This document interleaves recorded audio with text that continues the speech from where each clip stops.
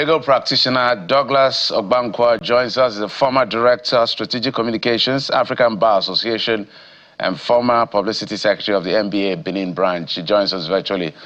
Ms. Ogbankwa, thank you so much for coming on the program. Good morning. It's a pleasure to be here. Good morning, Nigerians. Yeah, fantastic. If you could turn down the volume or totally turn off the volume of, I mean, maybe television or whatever it is around you, so we don't get to hear that sound or that holdback. Oh, sorry. I was actually watching your station before I came on here. My apologies. Fantastic. Thank you, sir. Okay, you know, we've explored the security angle, we've explored the diplomatic angle, we've looked at all of this, but the issue is still a prevalent one as far as the threat of an invasion. Donald Trump has said, look, there is Christian genocide in his claim against genocide against Christians in parts of the north, and the government, in his view, is not doing enough to protect the people. And he said, if you don't do it, I will have to do it myself. Or the American government will swoop in to protect the Christian in that area. Well, there's been the argument about genocide, whether it is indeed a genocide or not. So maybe we'll start from there. There's even the claim whether it's mischaracterization. But we brought you to talk about some of the legal nuances that we'll begin to see. And that has to do with issues around supremacy, issues around definition of genocide, issues around religious tolerance. So help us x-ray what you've known and seen so far. Wow. What a question. Now, it is foolhardy for anyone, including the Nigerian government, to say that there is nothing going on in terms of killings of Christians in Nigeria. We have a situation in our hands, and whether we like it or not, we just have to do something about it. And the way and manner that our government has tackled this issue actually leaves much to be desired. It is indicative of the fact that most of the persons who are involved in these mindless killings of Nigerians are actually being treated with kid gloves. We must say something and say it very loud and clear that the primary purpose of government is actually the protection of life and property. If that program of governance is lacking, then we can actually say there's no reason for us to say we have a government. Just last night, I was inundated with pictures of killings in one of the local governments in Benin states. It was a gory picture. I couldn't even sleep. We need to do something. There's something manifestly wrong with our security architecture. As we talk right now, if you were to travel on the Nigerian highways, what you are going to find likely is the Nigerian police looking at vehicle papers and asking very funny questions. Mr. Ogbankwa,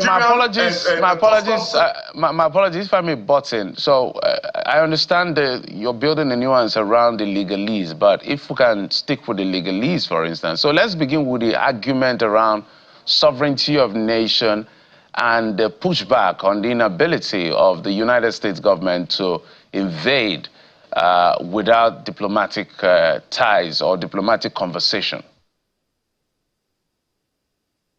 I want to say that the American government is wrong to say they are going to, according to President Donald Trump, gun ablazing, vicious and furious intervention in Nigeria. Nigeria is a sovereign state. Nigeria and the United States both subscribe to the United Nations Charter, which is premised on the sovereign independence of member states.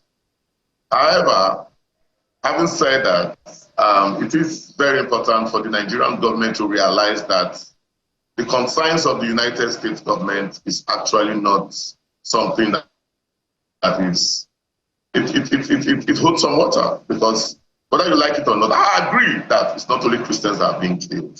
And indeed, Muslims and Christians are being killed. However, there are targeted attacks on Nigerian Christians. And the Nigerian security agencies, people say a lot of things, but I would not say that they are complicit. I would say that they actually allow, they are not coming up enough. The Nigerian army that I know is one that if he wants to do something, it's very effective. I was having a discussion with a friend about this issue. If you go to Freetown, there is somewhere known as Maswekobe Highway, Sani Abacha Expressway. That's to show those were relics, reminiscence of how effective the Nigerian military was in restoring peace in Sierra Leone. If you go to Monrovia, there are roads named after Nigerians. If you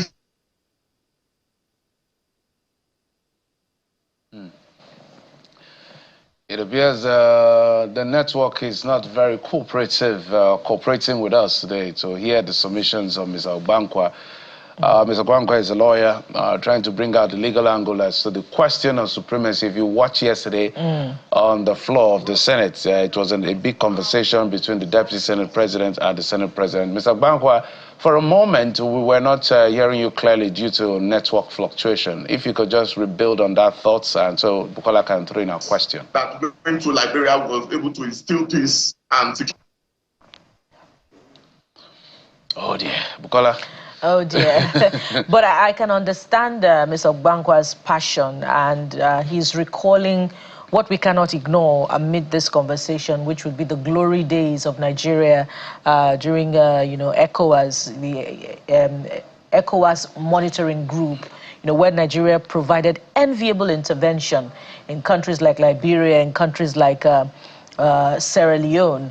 But where are those days now? Those are the questions that we should be asking. Even more closely, where is Nigeria's strong showing in the fight against the continental fight even against recently in the Gambia, terrorism Muhammadu Buhari's time. In the Lake Chad Basin, when Nigeria, upon the commencement of the administration of former President Muhammadu Buhari, took leadership control of the multinational joint task force.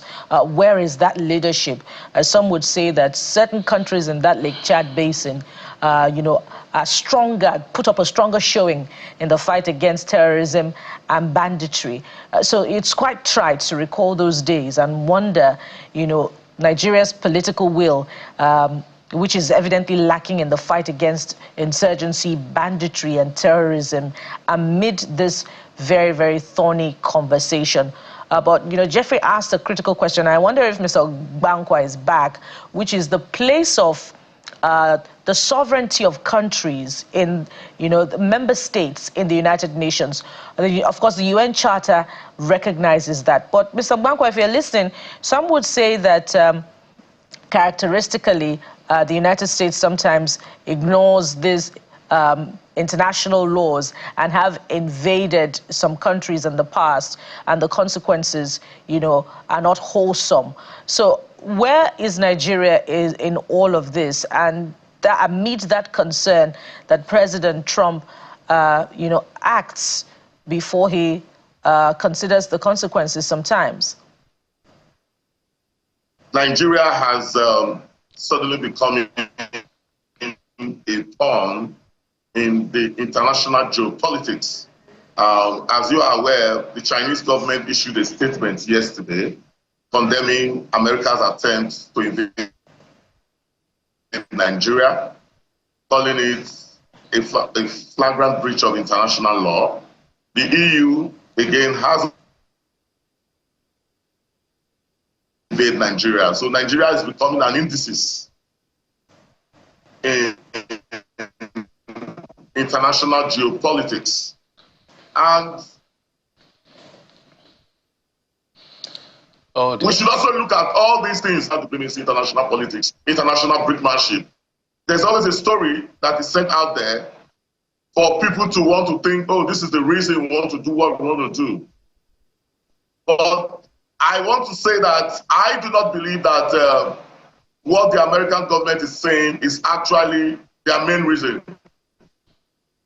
Nigeria, as you know, is a regional power. Nigeria, as you know, is a hotbed of natural resources. Nigeria is perhaps the highest oil-producing country in Africa.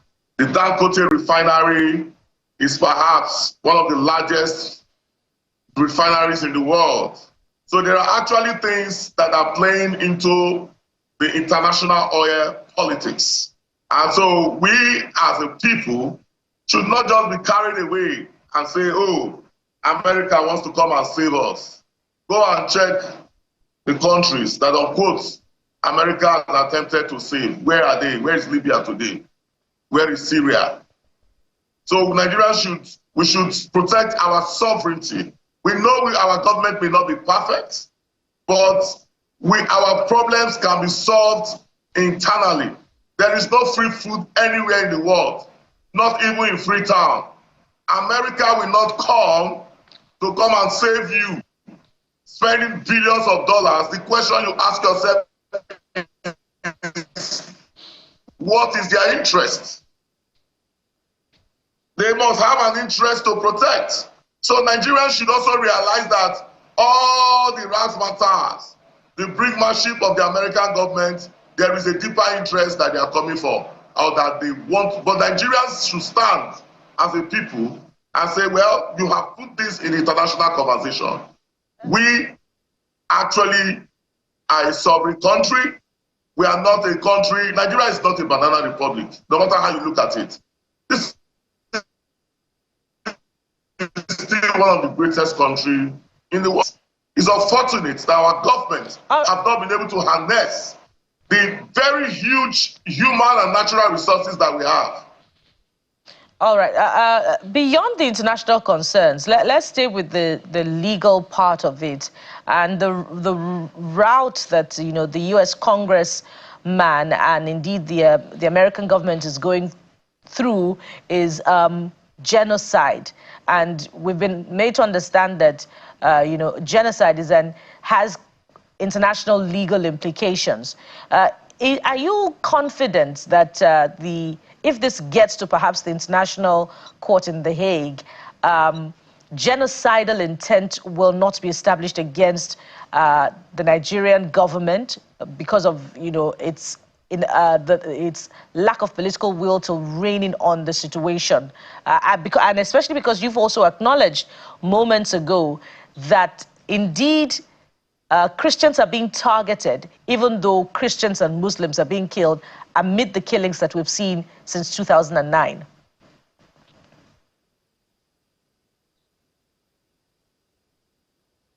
Mr. Ogbankwa, are you there? I would say that the killings in Nigeria, yes, I'm with you. Go ahead. I would say that the killings in Nigeria, though they are very, very brave and they are incessant killings, when you say something is genocidal, you are saying that you are pitting a particular race against another race.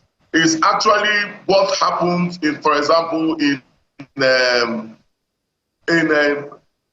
Rwanda and Burundi between the Hutus and the Tutsis. But in Nigeria here, what we are having are ragtags. I want to call them ragtags. So-called bandits. I told my friend, if the Nigerian government, they should allow some of us to take guns and face these people, because I don't know what is happening. These issues are not very difficult to tackle. I don't know what is happening. There is something wrong somewhere. And I'll tell you this, in every country of the world, internal security is run by the police. In every country of the world. The Nigerian government should wake up. The first problem that we have with all this is that there seems to be this dichotomy between we and us. You see the people that are in the security agencies, they see themselves as a special class and they treat the citizens as another class. Security is everybody's business. Now, to answer your question, I want to say that it will be difficult to establish genocide against the Nigerian government. However, the Nigerian government itself have shown obvious lapses. There should be some consequences for some actions. For example, yesterday as we speak, The Nigerian government has not pronounced anything on the death of scores of people in Benue last night. Nothing has been said about it. And we have a national security advisor. What is happening? There is something wrong with our security architecture. All right, Mr. Ogbankwa, the passion is clear. Everybody is literally livid for any form of killing, whether it's Christians, Muslims, citizens' life. We've always maintained that something that looks like on the continent generally, the value for human lives is at a low, low, low. And that's something that has to change. Perhaps is why we create room for some of these proposed or threat of invasion. But let's stay with the law for just a moment before we wrap up. At what point will a possible breach of international protocol be allowed for a possible invasion for people that feel helpless in any part of the world, using Nigeria, for instance, as a case study in this kind of scenario? Because now the EU is pushing back. China said, no, that cannot happen. Nigeria is a sovereign state. They have a right to do whatever they do to protect their own people. So in terms of protocol and the global policeman called the United States, to what extent does the law allow a breach of protocol? And what the American government has already done is a breach of protocol. What the American government should have done is to present the matter to the United Nations Security Council, which is the organ of the United Nations that maintains international peace and security. America is a permanent member of the United Nations Security Council with 4 other members: China, France, Great Britain, and then 1 other. So what we have right now is that America is trying to, like you rightly stated, is forming the global police, the global police. Well, I also want to ask a question about what did Americans say about the killings in Gaza? They were quiet. So for me, it's not about Muslim or Christians, it's about humanity. Sometimes let us reason as humans. And we should also, if I see Muslims being killed, even as a Christian, I would feel bad because I'm a human being. Because religion, your religion is determined by your geographical location. If you are born in Sokoto, you're likely going to be a Muslim. If you are born in Benin City, you're likely going to be a Christian. That is the truth. We should stop all these religions. We're all humans. And to answer your questions, point blank, I want to say that the United Nations is the only body imbued by its charter to intervene through a resolution of the UN Security Council when there appears to be a breakdown of law or another in any member state. Nigeria and the United States are both member states of the United Nations.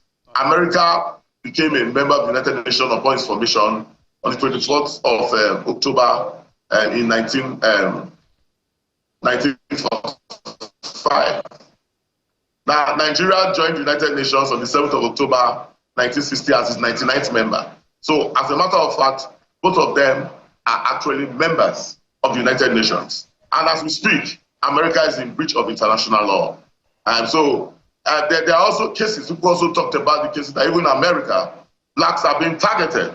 Most of the people killed by cops in America, they are blacks. And so America has its own problems. Every country in the world has their own problems. And as a matter of fact, to reiterate what I've said so far, the only reason you find, they say it is the way you look at a tap, that you will channel it into your house. You cannot channel a river into your house. America has looked at Nigeria, they don't see us finish, unquote. And Nigerian government should wake up. Because if we were to ask ourselves a question, if you look at the war between Israel and Iran, there was no soldier in any, there was no Iranian soldier in Israel, there was no Israeli soldier in Iran. The war was a high-tech war. It was a war that was fought not based on infantry, but based on technology. Can we say as a country, yes, that we have the technology to compete with all our peers anywhere in the world? All right, Mr. Ogbankwa, that they are doing right for want of time, I will need to button. Yes, my apologies, Mr. Ogbankwa, for want of time. Thank you so much for your perspective, as always. We'll continue to talk about this until hopefully this blows over. It doesn't escalate even further. That is a prayer, but the government of Nigeria has to take responsibility for our people, which is the core of the conversation.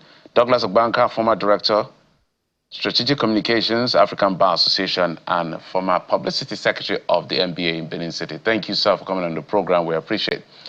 And just before we begin to wrap up the program, the service chiefs and the National Security Advisor, they met, I think, yesterday, part of what is going on in the country, because all boats have to be on ground, all hands have to be on deck. So this is, let's take a listen to his remarks. Though this is a very special one, it's something we do periodically, but this was specifically convened because of the current development where Nigeria is being accused of persecuting Christians. But I want to make it categorically clear here that no Christian is being persecuted in Nigeria. We are facing insecurity, especially terrorism, and it's something that's been affecting Nigeria for quite some time now. But as a group, talking about security heads, we've been doing our very best to checkmate this act of terrorism within the space of Nigeria. And, well, that's it on the program. We thank you for your time and company. Sunrise Daily is up next at the top of the hour. I'm Jeffrey Uzama. Bye-bye.